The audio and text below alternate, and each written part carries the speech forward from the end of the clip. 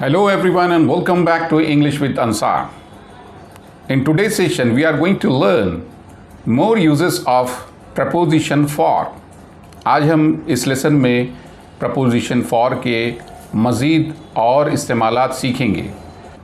In order to obtain something, we use for in order to obtain something.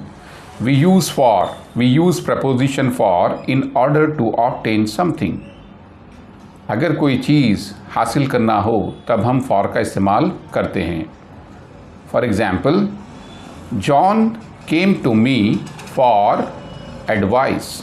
John came to me for advice. तो यहाँ पे आप notice कर सकते हैं फॉर एडवाइस. जॉन मेरे पास आया एडवाइस हासिल करने के लिए. One more example, for further information call this number. So for further information, यहाँ पे आप नोटिस कर सकते हैं मज़ीद तफसीलात या मज़ीद मालूमात के लिए भी हम फॉर का इस्तेमाल करते हैं. We use for, preposition for we use to show a length of time. Length of time बताने के लिए भी हम फॉर का इस्तेमाल करते हैं. For example, I am going on vacation for 3 weeks. I am going on vacation for 3 weeks. So you can notice here for 3 weeks. यहाँ पे मैं लेंथ ऑफ टाइम बताने के लिए for का इस्तेमाल किया हूँ. For 3 weeks. We use preposition for to show a distance. Distance बताने के लिए भी हम for का इस्तेमाल करते हैं. For example, this road goes on for miles and miles. This road goes on for miles and miles. तो यहाँ पर भी आप नोटिस कर सकते हैं for miles and miles. So distance बताने के लिए भी हम for का इस्तेमाल करते हैं.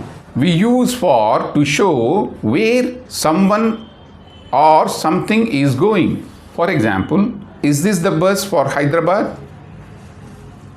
So here you can notice, is this the bus for Hyderabad? क्या ये बस हैदराबाद के लिए? Is this the bus for Hyderabad? Rahul knows that he is destined for a great future. You can notice here for a great future. कोई चीज़ पहले से ही तय है कब होने वाली है, तभी भी हम for का इस्तेमाल करते हैं. To show that something is arranged to happen at a particular time. कोई चीज़ पहले से ही तय है कि कब होने वाली है, तभी भी हम for का इस्तेमाल करते हैं. For example, John has taken an appointment for September 5th. पहले से ये तय है कि जॉन 5th September के लिए अपॉइंटमेंट ले चुका है. So you can notice that for 5th September. I hope you have understood this lesson. Thank you very much for watching my videos. Please like, share and subscribe my channel. Have a great day. Enjoy learning.